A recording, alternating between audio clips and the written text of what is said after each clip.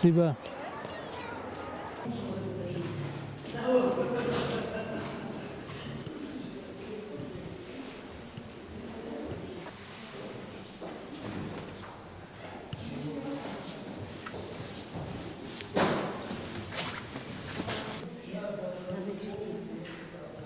Только здесь Господь приводит.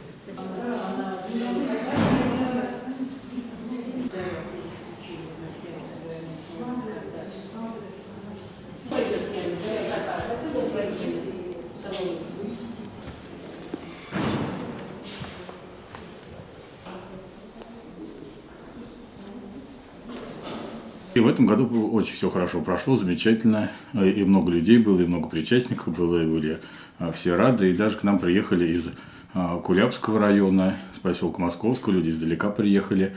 Вот, они здесь потом переночевали у нас, покормили мы их. И потом наших прихожан, которые не могли добраться до дома, развезли по домам. То есть так сделали так, чтобы было людям удобно. Потому что все-таки служба кончилась где-то в 2:30 ночи. Транспорт еще не ходит. И те, кто не на машинах, мы помогли им добраться до дома. Очень как-то все прошло радостно, весело и благодатно, самое главное.